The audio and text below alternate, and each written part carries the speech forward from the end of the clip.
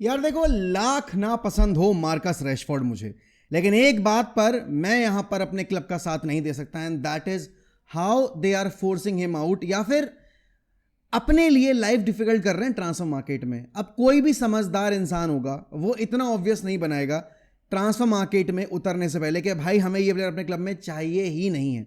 अब आप देख सकते हो कि मथाइस कुनिया को नंबर 10 दे दिया गया है। I hope Matthias Kuniya when रूनी के उस नंबर की रिस्पेक्ट रखें एंड डेफिनेटली यहां पर वो नंबर्स प्रोड्यूस करके दें जो उम्मीद लगाकर हमने रिलीज क्लॉज उनका ट्रिगर किया था और क्लब में लेकर आए थे। लेकिन अगर आप मार्कस रैशफोर्ड की बात करोगे, मार्कस रैशफोर्ड ने वो इंटरव्यू दिया, बहुत चुतियापे वाली हरकत थी। ऑल्दो मुझे तो वो इंसान मतलब रत्ती भर पसंद नहीं है, बट अगर आप अभी करेंट सिचुएशन देखोगे हमारी ट्रांसफर मार्केट में, हमारे पास पैसा नहीं है खर्च करने को, और आपके पास पैसा तब आएगा जब आप अपने आउटगोइंग प्लेयर्स से मैक्सिमम बेनिफिट बना पाओ। क्लब ने इतना ऑब्वियस कर दिया है कि भाई रैशफोर्ड हमारे प्लान्स में नहीं, हम उसको प्रोजेक्ट का पार्ट बनाना नहीं चाहते हैं, एंड अब उन्होंने उसको टीम के साथ ट्रेन करने से भी मना कर दिया। अभी वो इंडिविजुअल ट्रेनिंग प्रोग्राम पे। तो भाई किसी भी तौर पर ये सारी चीजें यूनाइटेड को ट्रांसफर मार्केट में हेल्प नहीं करने वाली हैं। एंड रूबन एमरिम, मुझे वो बंदा बहुत पसंद है, I love him to bits, but what he is doing right now to certain individuals is not what he should be doing. देखो, या तो आप सबको एक ही तराजू में तोलो, या फिर आप सबको यहां पर थोड़ा लीनियंसी के साथ अभी ट्रीट करो, क्योंकि आपको ट्रांसफर मार्केट में उनको बेचना है जाके।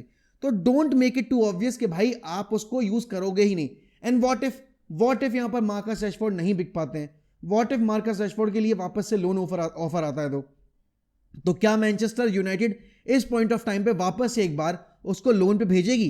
क्योंकि हम ऑलरेडी जेडन सैंचो को लोन पर भेजकर, with an obligation to buy पे भेजकर अपने पैर पे कुल्हाड़ी पड़वा चुके हैं। तो क्या रैशफोर्ड के केस में भी यहां पर यूनाइटेड मैनेजमेंट और रूबन एमरिम का यही एक स्टांस रहने वाला है? देखो, as much as I want him out of the club, I don't want United to face एक मेजर सेटबैक जब हम यहां पर उसको बेचने जाएं और हमें वो प्राइस ना मिले जो हमें मिल सकता था अगर हम चीजें इतनी ज्यादा खराब नहीं करते और इतनी पब्लिक नहीं करते कि भाई वो प्लेयर तो हमारे प्लान्स में है ही नहीं।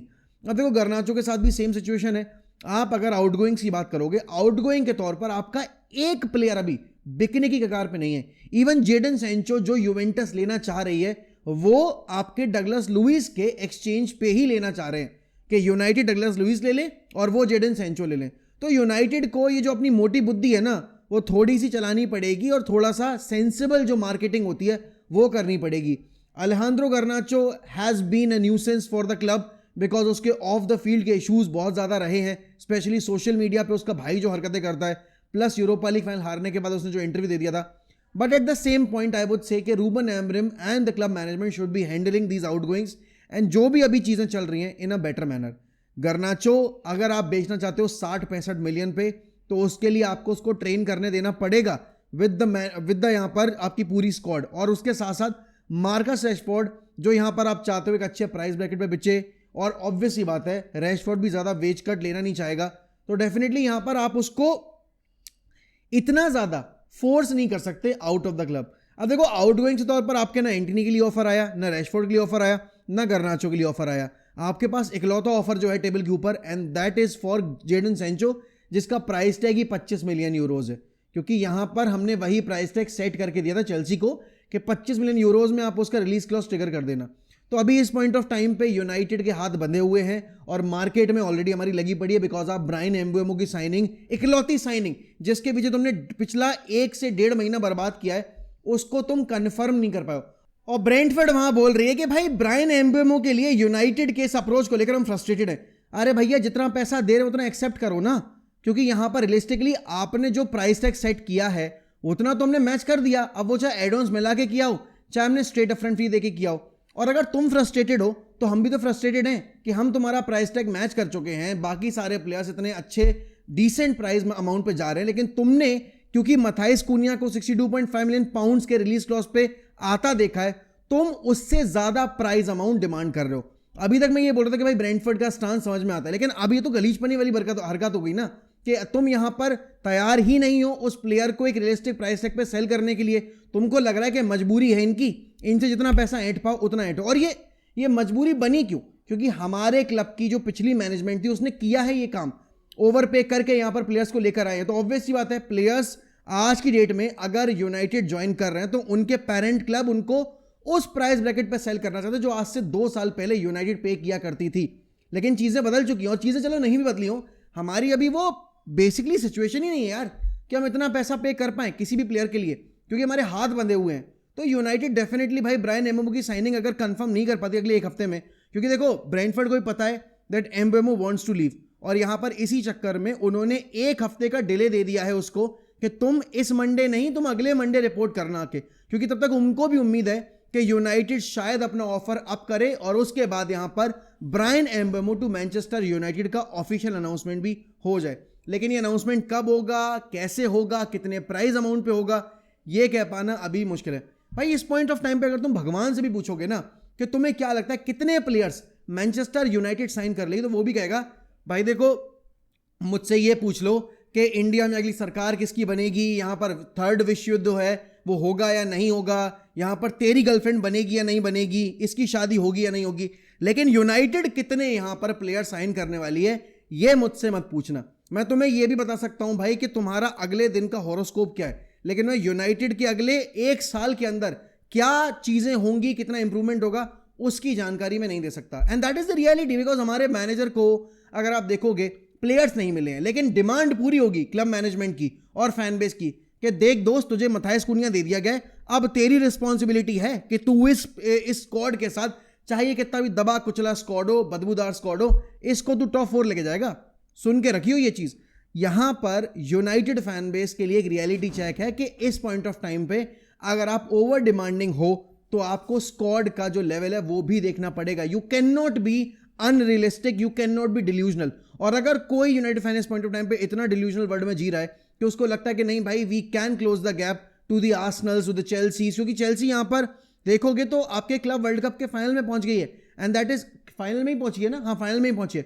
तो that is a crazy stat to have कि भाई एक टीम जो यहां पर 2 साल से स्ट्रगल कर रही थी, उन्होंने इस साल कॉन्फ्रेंस लीग जीता और अब वो यहां पर क्लब वर्ल्ड कप के फाइनल में they can complete the set. यहां पर उन्होंने हर एक यूरोपियन ट्रॉफी जीत रखी है और अब वो inaugural FIFA club world cup जो कि 32 टीमों के बीच हो रहा है उसको जीतकर अपना नाम सुनहरे अक्षरों में दर्ज कर सकते हैं। अब वो रियल मैड्रिड को फेस करेंगे या पीएसजी को फेस करेंगे वो तो अभी हम नहीं बता सकते, लेकिन हाँ एक चीज तो तय है दैट चेल्सी का प्रोजेक्ट अब वापस से एक स्टेबल मोड पे आ चुका है। यूनाइटेड जो लास्ट ईयर तक लिवरपूल से मैं कह सकता हूं 2 या 3 साल पीछे थी, अब वो लिवरपूल से कम 6 से 7 साल पीछे हो गए प्रोजेक्ट में। और मैन सिटी से तो कोई कंपैरिजन ही नहीं है। आर्सेनल के कंपैरिजन में अगर हम देखेंगे तो हमारे पास कोई स्टेबिलिटी नहीं है। वहां आर्सेनल ने कोई ट्रॉफी भले ही ना जीती हो, लेकिन उनके पास कम से कम एक ऐसा मैनेजर है जिसने एक स्टेबल सिचुएशन प्लॉट कर दी है फॉर आर्सेनल। वो कम से कम तो टॉप 4 तो निकाल ही लेंगे। यूनाइटेड यहां पर कॉन्जिक्यूटिव सीजन्स में चैंपियंस लीग क्वालिफाई तक नहीं कर पा रही है, तो ऑब्वियस सी बात है अभी आपको 1 नहीं 2 नहीं 3 नहीं कम से कम 5 साइनिंग और चाहिए after Matthias Kuniya to be there in a conversation that yes you can finish inside top 6. I'm not even talking about top 4. You talk about Newcastle यहां पर आप देखोगे तो जिन प्लेयर्स को हमने 15 मिलियन में बेचा और अच्छे प्राइस अमाउंट पे बेच सकते थे हम, लेकिन that was the sort of desperation that we had कि हमने एंथनी लैंगर को 15 मिलियन में सेल कर दिया था।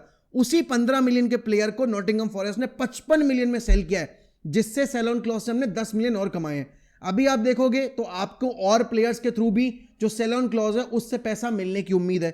अब यहां पर सवाल ये खड़ा होता है कि अगर ये क्लब्स जो छोटे क्लब्स हैं वो इन प्लेयर्स को मोर और less similar amount of contribution के लिए इतने अच्छे प्राइस ब्रैकेट पे सेल कर पा रहे हैं, then why not Manchester United? And the answer lies within the question, because we do not know how to do business. आप जब खरीदने जाते हो तो आप ओवर पे करते हो, जब आप बेचने जाते हो तो आप अपने प्लेयर्स को अंडर वैल्यू करते हो, एंड इसीलिए यहां पर सामने वाले क्लब्स जो हैं वो आपको 2 कौड़ी में नहीं गिनते हैं। अगर आप यहां पर बात करोगे रियल मैड्रिड की, वही अल्वारो फर्नांडेज, जिसका नाम आप बोलते हो अल्वारो कैरेरेस, उसको एरिक टेन हैग ने यहां पर खेलने ही नहीं दिया। एरिक टेन हैग ने उसको बेच दिया जाके बेनफिका में, और वो एक सीजन बेनफिका में बिताने के बाद यहां पर अब जा रहा है real Madrid after the club world cup. और सोचो उसके सेल ऑन क्लॉज पे हमें मिलने वाले हैं 5-6 मिलियन।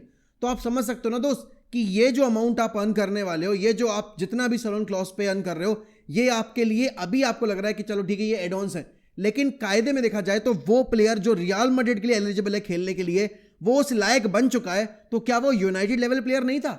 सवाल lies within the appointments as well कि आपने एक मैनेजर को इतनी फ्रीडम दी कैसे कि उसने आपके जितने भी अकेडमी एसेट्स थे उनको मौका नहीं दिया। अब आप देखो मैथ्यू कोवार वहां पे आपके लेवरक्यूजन में अच्छा कर रहा था, एरिक टेन हैग वहां गए, अब मैथ्यू कोवार बिकने के कगार पे खड़ा हुआ है।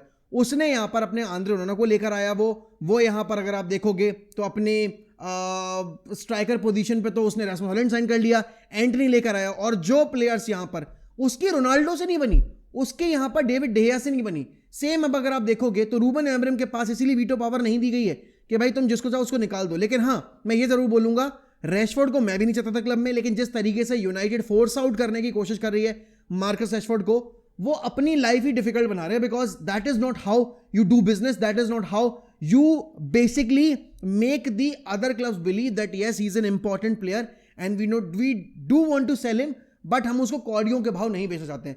जब आपने इतना ऑब्वियस बना दिया है तो ऑब्वियस ही बात है जो भी प्राइस आएगा लेकर वो आपके उस प्राइस को मैच ही नहीं करेगा, क्योंकि उनको पता है इनको ले दे के बेचना ही पड़ेगा, क्योंकि ये उसके वेजेस कवर करेंगे नहीं, एंड डेफिनेटली उनके प्लान्स में है नहीं, तो फ्री की रोटी तो नहीं तोड़वाने देंगे ये उसको। तो भाई यूनाइटेड मैनेजमेंट ने जिस दिन रैशफोर्ड और गर्नाचो को लेकर अपना ये स्टांस लिया था, उस दिन ही उन्होंने उनकी मार्केट वैल्यू 10 से 15 मिलियन कम कर दी थी। कितने पे बिकेंगे ये कह पाना मुश्किल है, कौन आएगा ये कह पाना मुश्किल है, बट आई होप ये इश्यूज जो भी चल रहे हैं जल्दी से जल्दी रिजॉल्व हो, बिकॉज अब प्री सीजन टूर शुरू होने वाला है, और एक साइनिंग के दम पे आप यहां पर उम्मीद नहीं लगा सकते कि आपका अगला सीजन, आपके प्रीवियस सीजन जहां पर आपने 15th फिनिश किया था, उससे आप बेटर कर जाओगे। आई डोंट नो आपके क्या ख्याल हैं, जो भी हैं बताइए मुझे कमेंट सेक्शन में। अगर आप चैनल पे नए हैं तो don't forget to subscribe to 1MUFC and don't forget to hit that bell icon, जिससे कि आपको इंस्टेंट नोटिफिकेशन मिले। बाकी मैं आपसे लूंगा अलविदा, रात में मिलूंगा आपसे लाइव स्ट्रीम के ऊपर। ध्यान रखिए अपना, bye bye and take care.